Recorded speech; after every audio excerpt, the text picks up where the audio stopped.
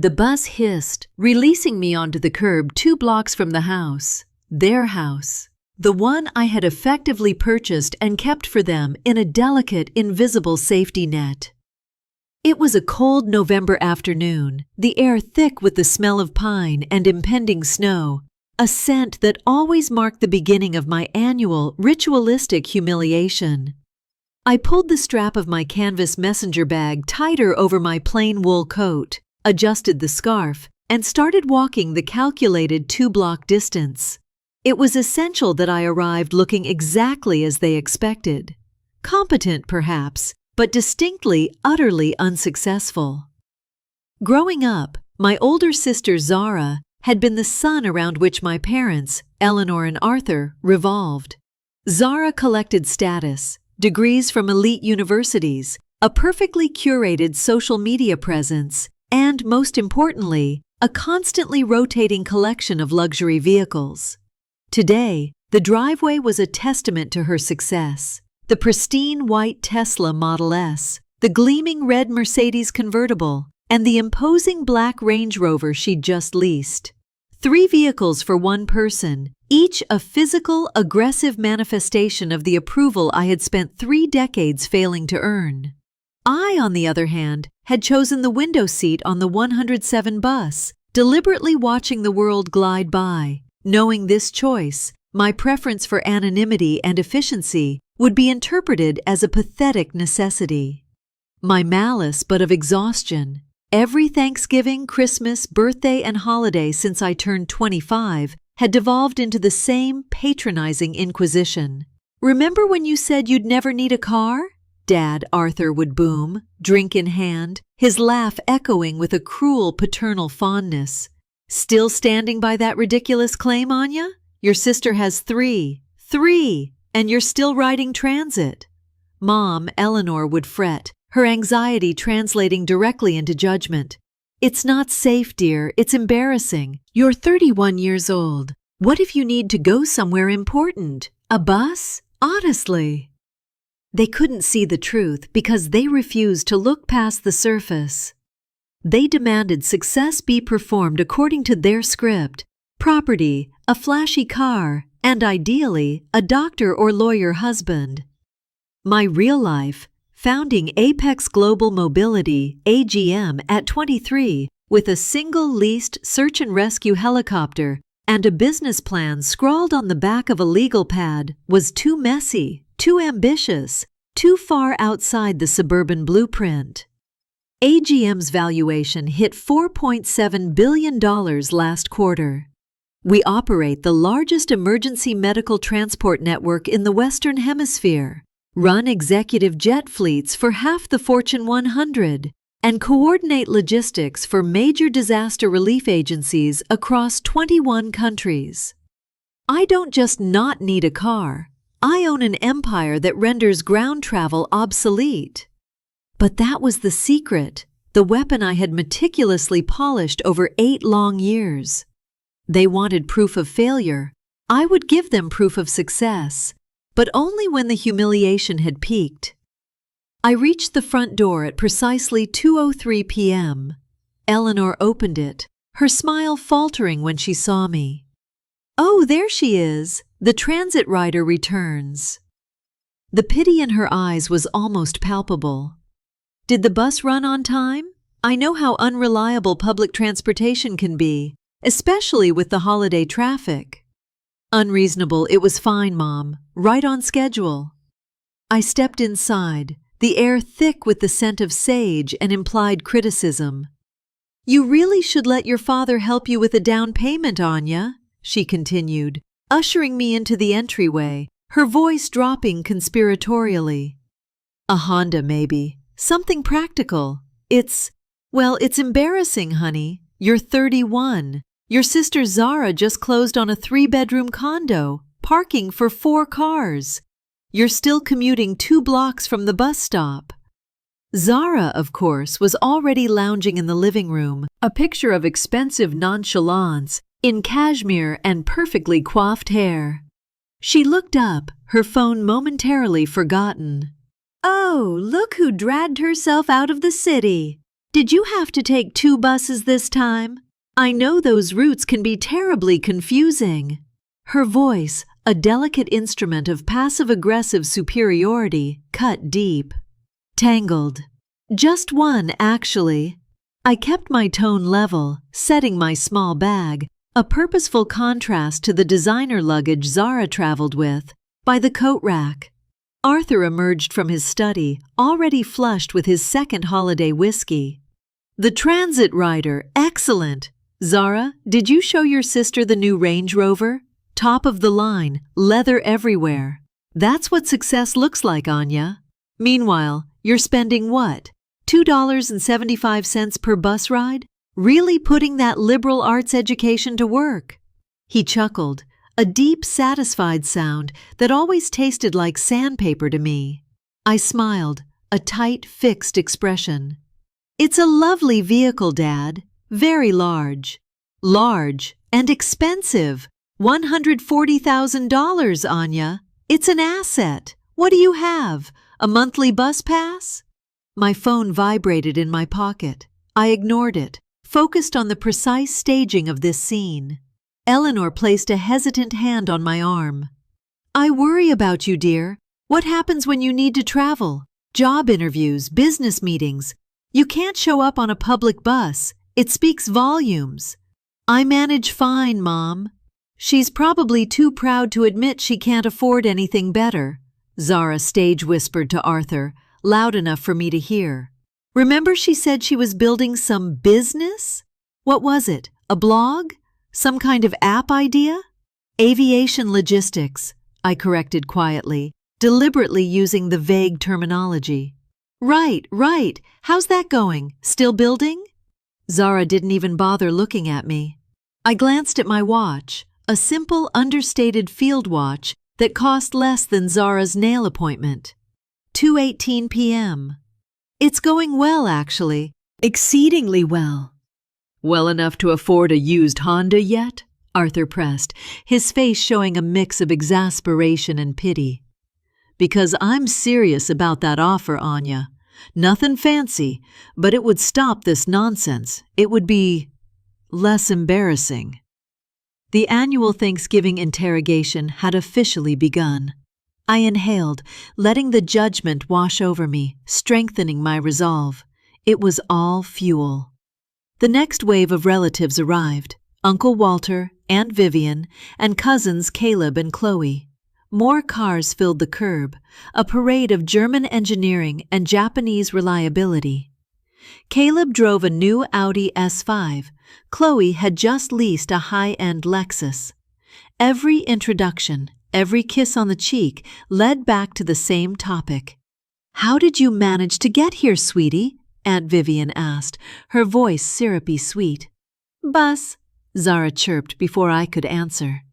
She doesn't drive. She's environmentally conscious, right, Anya? Oh, Aunt Vivian's face twisted into an expression of practiced, horrified sympathy. Well, there's no shame in that, I suppose. Some people are just late bloomers when it comes to financial independence. I took the slight, smiling widely. The bitterness was a familiar comfort. Dinner prep began, the kitchen acting as the main stage for my inadequacy. Zara, casually leaning against the granite counter, detailed the exorbitant insurance costs on her 3 vehicles, mentioning the climate-controlled parking garage at her new condo. Caleb discussed the performance features of his Audi.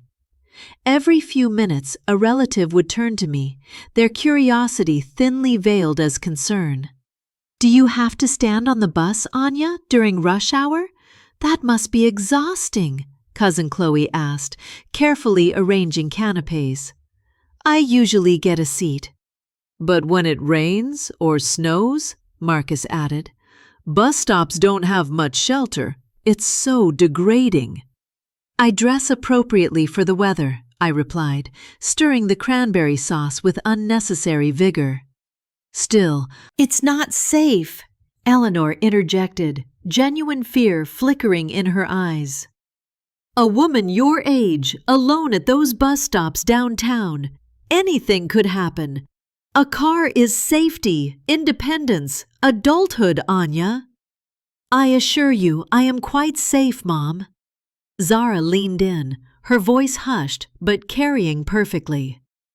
Are you, though? Because last week there was a story about a woman assaulted near the downtown transit station.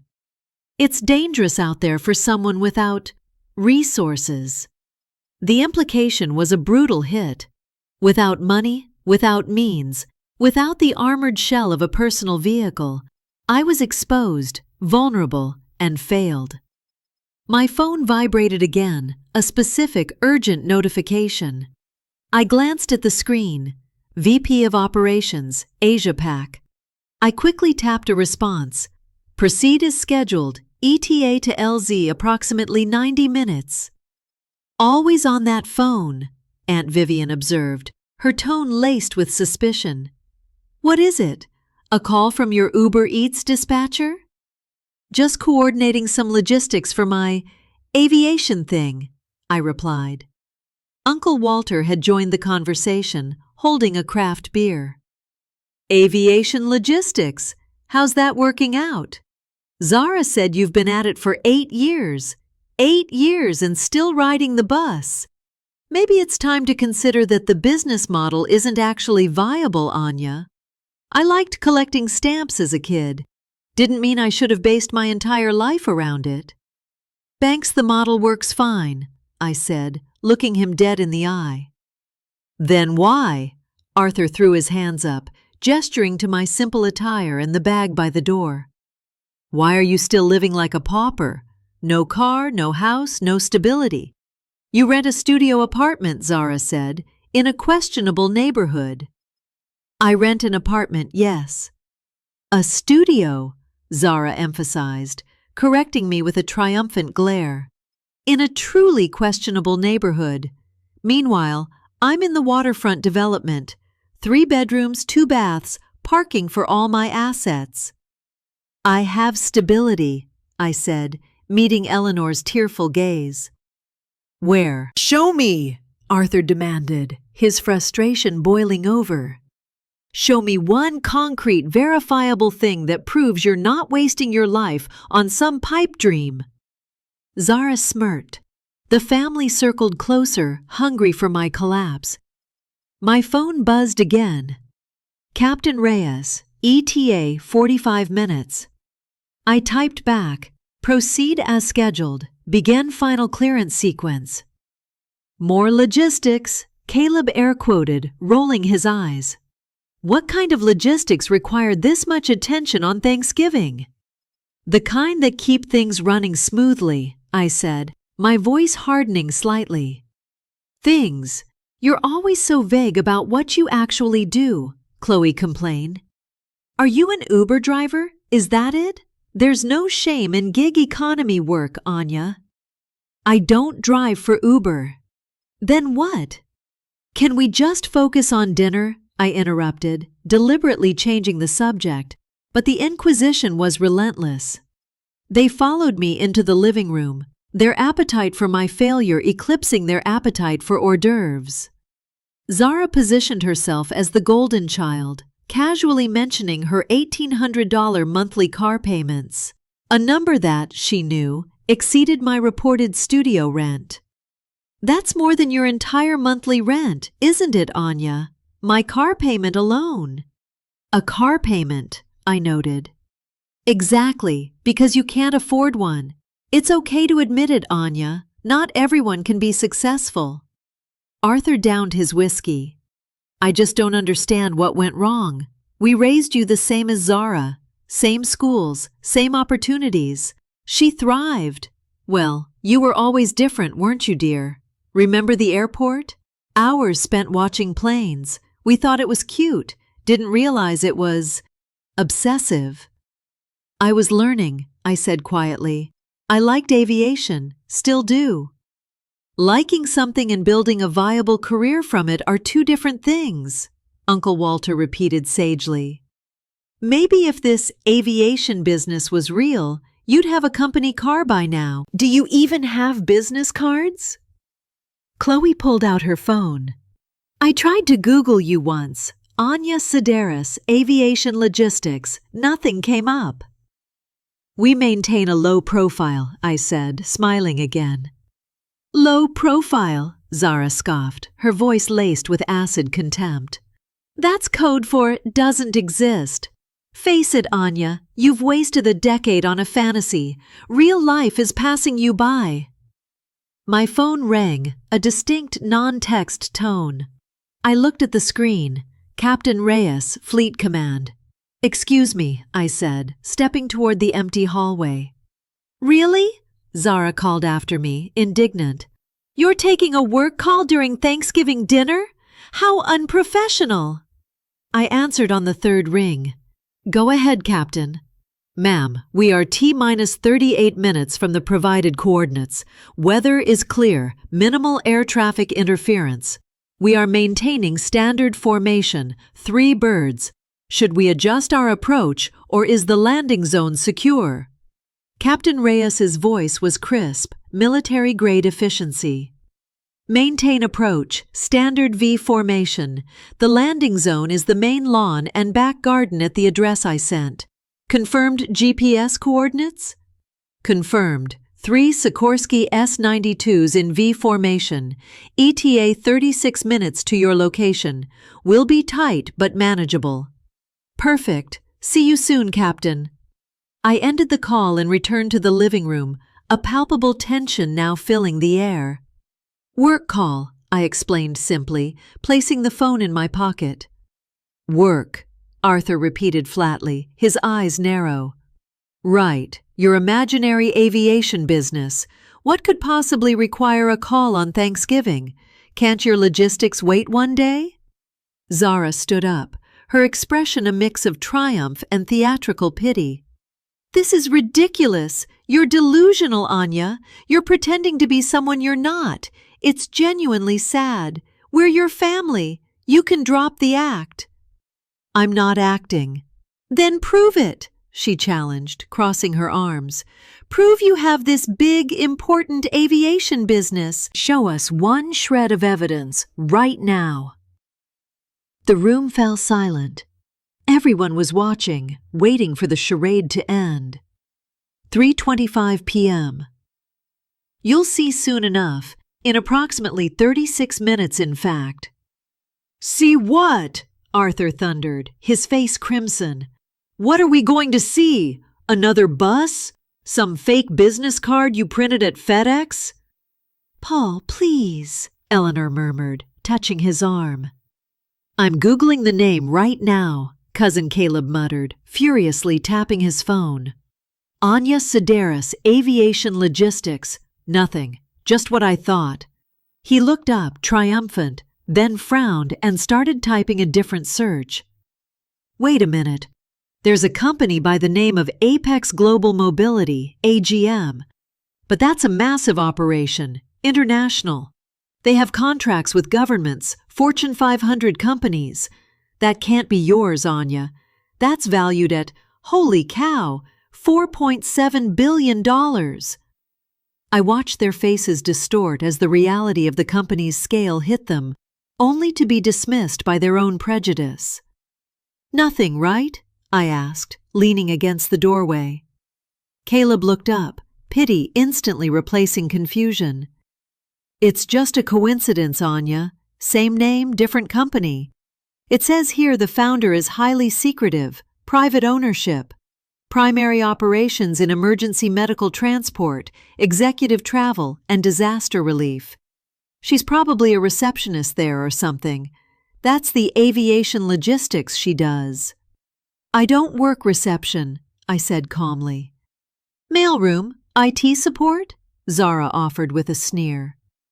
I founded Apex Global Mobility 8 years ago, I stated, my voice cutting through the noise like a newly sharpened blade. Started with a $200,000 inheritance from Yahya Eleni and a single leased rescue helicopter. Built it from there. The room erupted. Zara's hysterical giggle bordered on madness. You founded a $4.7 billion company. That's impossible. That kind of wealth would be visible, Uncle Walter stated flatly, his own facade crumbling. You'd have a car, a house, something to show for it. I have several houses, actually, and cars, I said. I just choose to take the bus. More laughter, harder this time, laced with genuine mockery. Pathetic, Caleb hissed, wiping a tear of laughter from his eye. She's doubling down on the delusion. Mom, she needs help. Eleanor looked genuinely terrified. Sweetheart, perhaps you should talk to someone. A therapist. This level of fantasy isn't healthy. I'm not fantasizing. The proof is coming. I checked my watch. T-minus 25 minutes. What does that mean? Zara stalked toward me, her eyes flashing with fury and panic. Stop being cryptic. Either you own this company or you don't. I own it. Prove it. In about 24 minutes, you'll have all the proof you need. Chloe, still scrolling on her phone, found something. It says here the CEO's identity is private, but the company's largest property acquisition was 3 years ago, a residential foreclosure in this suburb. They turned it into an unlisted corporate executive hub. She paused, her eyes widening in slow-motion horror. Wait, this is the street address. My phone rang. Captain Reyes. Ma'am, small issue. The landing zone you specified is indeed a residential backyard. We need final confirmation that the property owner is aware and has provided clearance. Neighbors are starting to report the incoming air traffic. I have clearance, Captain. The property owner is fully aware. The property owner? Arthur echoed, suspicion heavy in his voice. Submerged. Me, I explained. I own the house. Purchased it 3 years ago when the bank was ready to foreclose on your mortgage. You thought the bank restructured your loan.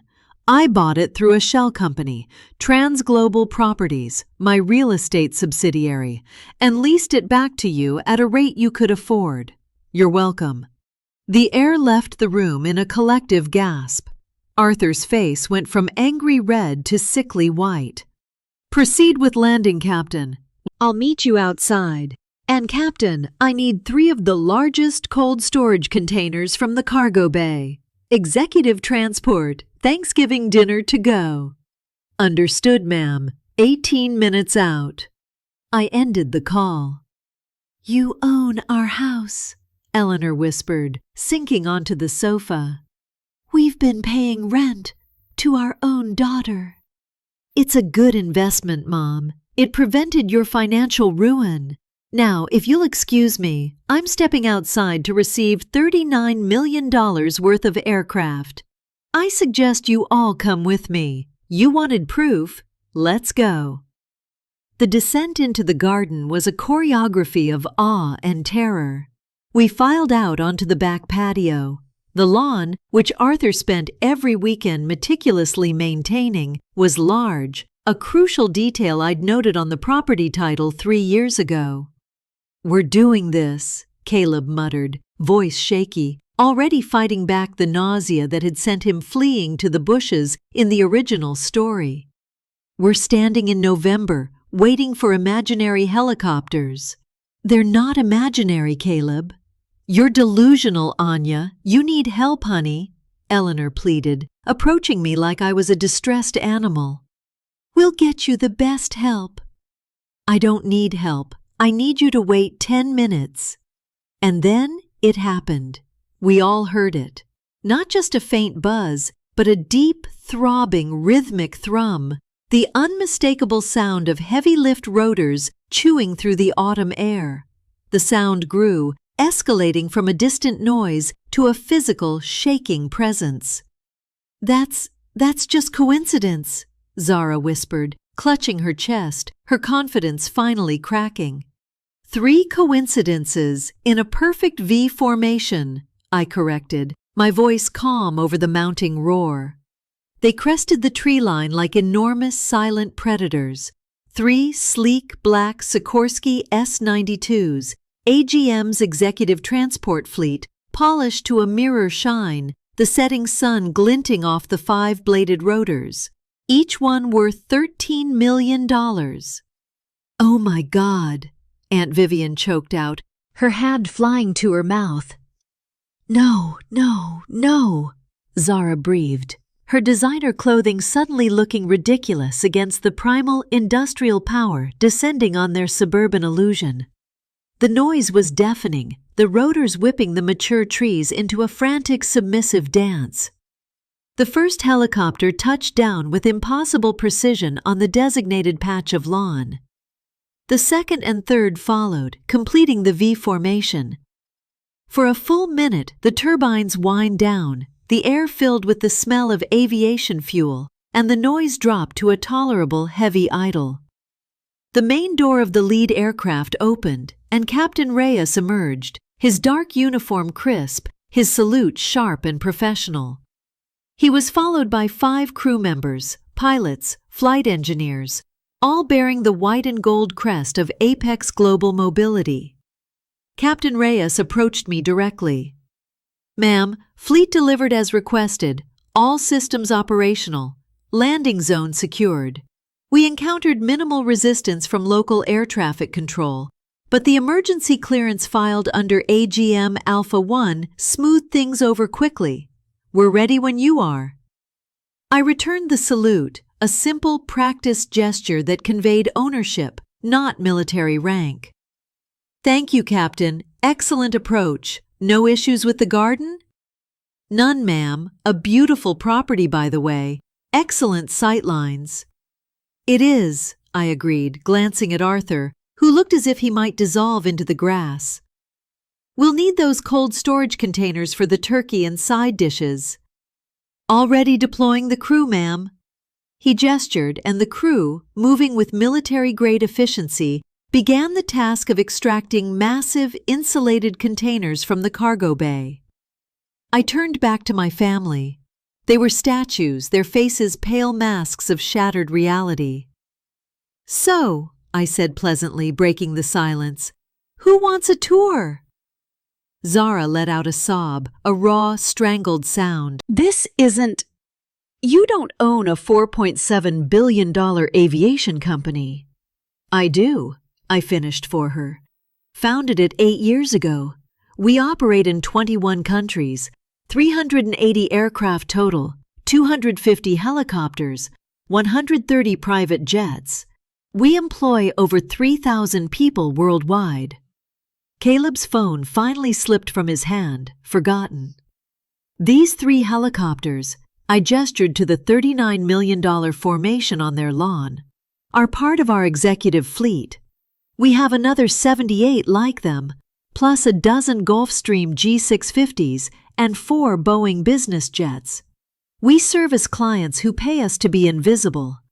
That's why you couldn't find me on Google, Chloe. We prefer a low profile, until today." Eleanor's voice was tiny, a ghost of her former worry. But you take the bus." "I take the bus because I choose to. Low carbon footprint, good way to stay grounded, no pun intended." I paused, letting the silence hang. "And because I wanted to test the depth of your love. Turns out, it only goes as deep as the nearest luxury car dealership."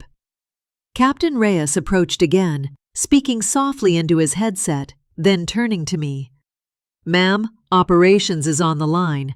They need guidance on the Singapore contract, the final clause on sovereign immunity." I nodded. "Tell them to proceed with the terms we finalized. $115 million over 3 years, with the option to purchase the full fleet after 5. It's a good deal for both parties." "Understood." He stepped back, speaking into his radio, the phrase $115 million echoing faintly in the suburban air. $115 million, Aunt Vivian repeated, clutching Uncle Walter's arm for support. "That's the Singapore government wanting exclusive access to 30 of our specialized medical helicopters," I explained. "We already have similar contracts with Brazil, Germany, and the UAE. It's good business, stable revenue. Chloe was still filming, but her hands were shaking so violently that the footage would be useless. You actually own this? She stammered. Yes, founded it with my capital from Yaya Eleni. Everyone told me to buy a house, buy a car. I leased a helicopter instead. It was a calculated risk. I saw the market gap. By year 5, I'd expanded internationally. Last quarter, we grossed $980 million in revenue. The silence was broken by the sound of Caleb vomiting discreetly into the rose bushes. Why? Eleanor's question was a broken whisper. Why didn't you tell us? I met her tear-filled eyes. Because every time I tried to hint at it, business is good. I'm saving money. I'm busy planning. You dismissed me. Still building that fantasy? When are you getting a real job? So, I stopped trying. I built my empire in silence while you all busied yourselves counting Zara's collection of metal and leather. That's not fair, Zara managed, her voice weak. We didn't know. You didn't want to know. There's a difference. I walked toward the lead helicopter, Captain Reyes opening the door for me. I need manifest updates for all 3 aircraft. Thanksgiving dinner to go, I think. My crew deserves a proper meal. You're leaving. Arthur found his voice, a cracked, pathetic sound. You just got here. We need to talk. I've been here for 2 hours, Dad. 2 hours of being called pathetic, delusional, mentally ill, a failure, an embarrassment, and a waste of potential, while literally owning 380 aircraft. I think a conversation is over. But the house, Eleanor pleaded, standing up, stumbling slightly. We've been paying rent to our own daughter. You've been paying below-market rent on a house you could no longer afford. I saved you from foreclosure, protected your credit, and gave you stability. I did this 3 years ago, and not once did any of you ask if I needed help, if I was okay, if my business was actually succeeding. You were so certain I was failing that you never considered I might be thriving. That's not love. That's control. The helicopter's turbine began to spool up, the rhythmic chop of the blades intensifying. What happens now? Chloe asked, her camera lowered, her entire body shaking. Now you go inside and eat your Thanksgiving dinner, I said, pausing in the doorway, the roar of the engines behind me. You contemplate how badly you misjudged someone you claim to love. And maybe you learn that success doesn't look the same for everyone. It doesn't always come with a car. Are you coming back? Eleanor's voice was barely audible over the noise. That depends, I shouted over the engine. Can you have a conversation without counting my assets? Without comparing me to Zara's car collection? Without questioning every single choice I make? Can you see me for who I am instead of who you want me to be? Silence. I'll take that as a no. I climbed into the plush, soundproof cabin of the Sikorsky. Captain Reyes slammed the door shut. The interior was luxurious, climate-controlled, and utterly quiet. Where to, ma'am? Captain Reyes asked through the internal comms, his voice a calm presence in the storm of the family reunion. Corporate headquarters, Captain. I have a real estate portfolio to review, the final terms on the Amazon acquisition to approve, and 3 emergency medical flights in the queue. And the turkey? Packed and secured, ma'am. A full Thanksgiving meal for the crew. Good. It's the least I can do for a crew that flew 700 miles to make a point. Best point I've ever helped make, ma'am. He grinned, his eyes gleaming. The helicopters lifted off in perfect, synchronized motion, the ground shrinking beneath us. I looked down one last time at the house, my house, and saw the small, frozen figures of my family standing on the lawn, their worldviews shattered. My phone, now buzzing with frantic, pleading messages from Zara, Eleanor, and Arthur, was finally silenced. I texted Captain Reyes through the internal comms. Actually, a change of plans. Set a course for our resort complex in the Maldives. 3-day weekend, full pay, full benefits, full turkey dinner on the beach. His response was immediate. "You're the best boss we've ever had, ma'am." I leaned back into the leather seat, watching the sunset paint the sky in fiery orange and gold. 380 aircraft, 21 countries, 3,000 employees, $4.7 billion in valuation, and not a single car in my name. Because I'd never needed to own a car when I owned the sky. The turkey, as it turned out, was magnificent. We ate it on a private beach in the Maldives, the sound of the ocean replacing the sound of my family's judgment. I raised my glass to the sunset, to the helicopters parked discreetly near the resort, to the empire I'd built while everyone was busy counting someone else's cars. To family, I said. Clang her grass, to family that actually sees you, Captain Reyes amended. We drank to that instead. It was a much, much better toast.